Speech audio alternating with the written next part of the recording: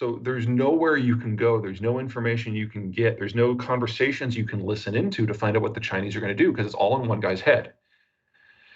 So the normal things that you would do indirectly is like, you look at the economic issues, you look at the military distribution, and you guess what someone in his position would do. None of that's relevant because we don't know what he knows. He's destroyed all the lines of information to himself, and yet at the same time established himself as the only decision maker.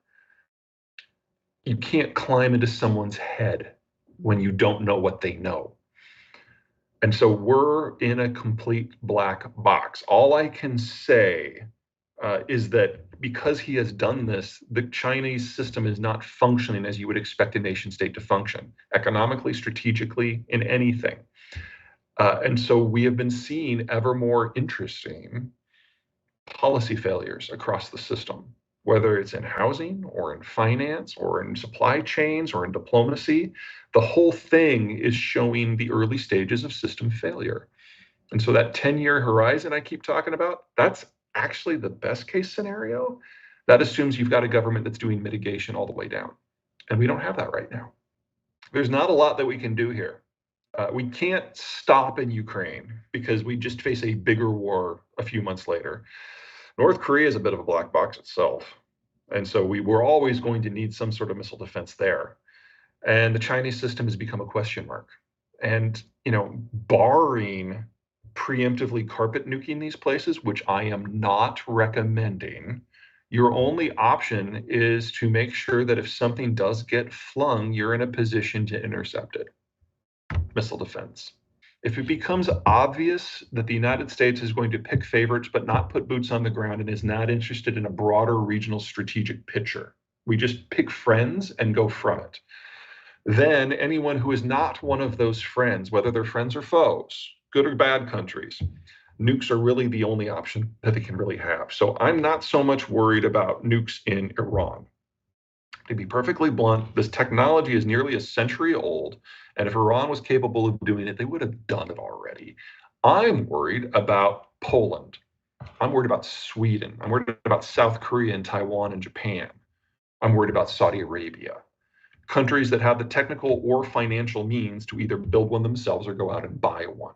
And if they think the United States really isn't concerned with their security, and for the most part, we are not, then they're going to have to do something themselves. And that's a very different world. And that's where we'll be within 10 years.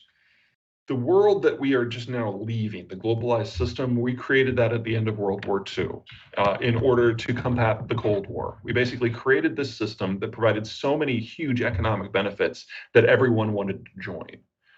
We would have to do something on that scale again. And I don't think we can do that without a significant change in the way Americans view everything. Coming out of World War II, we understood the cost of global instability in our bones. And so there was a tolerance for international involvement. We didn't have that after World War I. We had to lose 500,000 soldiers to be sufficiently shocked into involving ourselves. And so we're at this moment of political transition in the United States. Maybe the next transition is going to be more internationally minded, but it's hard to see the logic for it. The North American economy is doing very well. And in the transition we're going to see over the next 10 years, it's probably going to double the size of the industrial plant. I mean, that's a huge growth story, but it doesn't involve the Eastern Hemisphere. So it's difficult for me to see people on the left or the right embracing the sort of commitment that would be necessary to hold history at bay everywhere else. And then, of course, if we do decide we want to do that, the question is whether we can. This isn't 1970. We're not the only country with a navy anymore. There's only 2 countries in the world that have the capacity of doing that today on a regional basis. So France could do it in far Western Europe. Turkey could do it in Southeastern Europe and the upper parts of the Middle East. And they could have spheres of influence that have their own rules and their own security system that could work for them. But that's it. The Japanese found a way to get along with the Trump administration and the Biden administration. Japanese are the only people who figured out how to work with both sides of the American political aisle. So what could have been an independent sphere is now part of ours. And obviously, we're going to look out for the Western Hemisphere ourselves. And that's it. Keep in mind that our military, in terms of the firepower it can throw is several times more powerful than the combined navies of everyone else. And the second most powerful navy in the world is Japan, and now they're on board. And the third most powerful is Britain, and if they can ever figure out Brexit, they'll probably be on board too. No one else can try. Oh, I'm perfectly willing of dumping on the United States when we do something stupid, and we do things that are stupid a lot. But when you look at geography, the United States has the best geography in the world and significant insulation from everyone else. And if you look at demographics, the US is the healthiest demography in the rich world.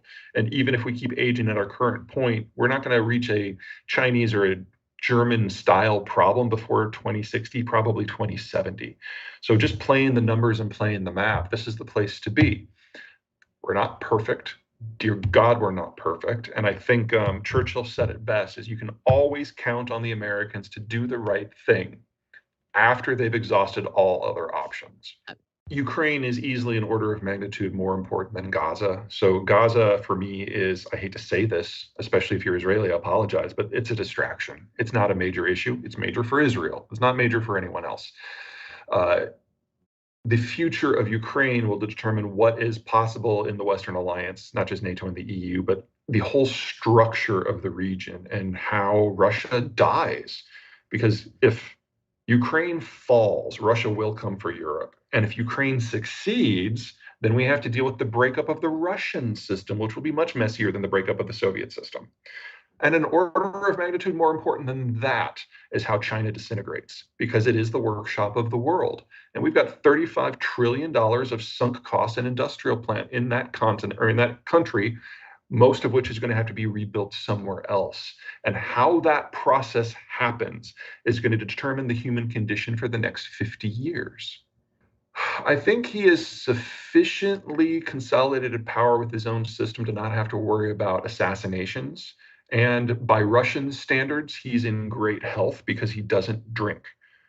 So I would expect him to continue to run the Russian Federation until the day the Russian Federation dissolves, whether that is a year from now or 30 years from now.